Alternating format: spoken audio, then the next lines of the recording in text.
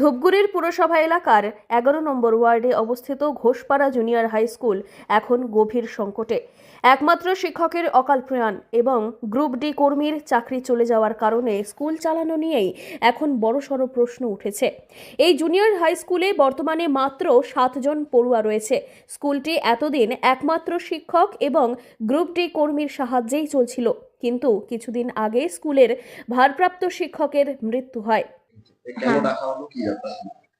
Ratan sir এখানকার permanent teacher ছিলেন, একজনই সিঙ্গেল টিচারই ছিলেন। উনি হঠাৎ মারা যান। তো উনি মারা যাওয়ার জন্য যে অচলাবস্থাটা সাময়িকভাবে, মানে সাময়িক না, মানে যে অচলাবস্থাটা তৈরি হয় সেটা সামাল দেওয়ার জন্য আমাকে সাময়িকভাবে মৌখিকভাবে স্যার বলেছিলেন যে আপনি ম্যাডাম কিছুদিন থাকুন স্কুলে, মানে ওনারও পেনশন মানবিকতার জন্য আর কি, যেহেতু স্কুলে যাই হোক একটা চালু রাখার ব্যাপার থাকে। এবং আমার সাথে একজনই গ্রুপ ডি স্টাফ ছিলেন। এবং আমি গতকাল স্কুলে এসে জানতে পারলাম যে উনি আর কি, মানে এই 2016 যে পুরো প্যানেলটা বাতিল হলো তার মধ্যে ওনারও নাম রয়েছে, উনিও চলে যান। এরপর শিক্ষা দফতরের তরফে সাময়িকভাবে একজন শিক্ষিকাকে দায়িত্ব দেওয়া হয় স্কুল পরিচালনার জন্য।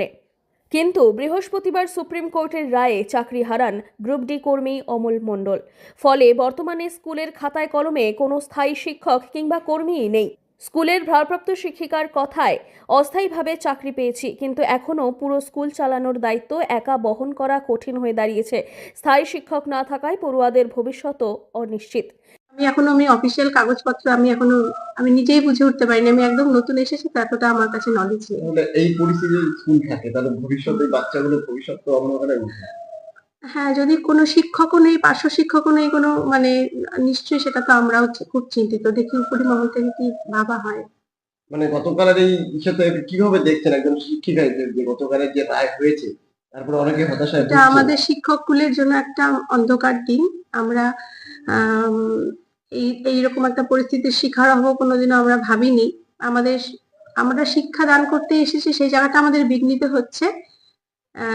অবিলম্বে যদি সেই জায়গাগুলো দেখা হয় তাহলেই আমরা শিক্ষা প্রদান করতে এসেছি, সেটা আমরা পারছি না, এটাই বড় কথা।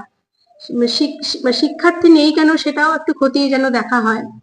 আগে আপনি কোন স্কুলে ছিলেন আর বর্তমানে কোন স্কুলে আছেন? আমি ওয়ার্ড নম্বর 9 এ উত্তর বোরাগুড়ি জুনিয়র গার্লসে ছিলাম। মানে ওখানেই আছি, আমার মাদার স্কুলই ওটা। আর এখন এখন আমি মানে শুধু স্কুলটা মানে একটু চালু রাখার জন্যই আমাকে পাঠানো হয়েছে। স্থানীয় বাসিন্দাদের কথায় স্কুলে এমনিতেই ছাত্রছাত্রীর সংখ্যা অনেক কম।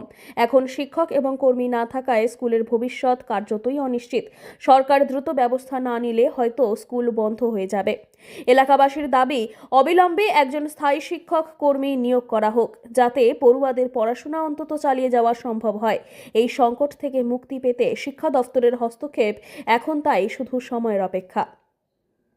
জলপাইগুড়ি থেকে সুরজিৎ দে রিপোর্ট, লোকাল 18 বাংলা।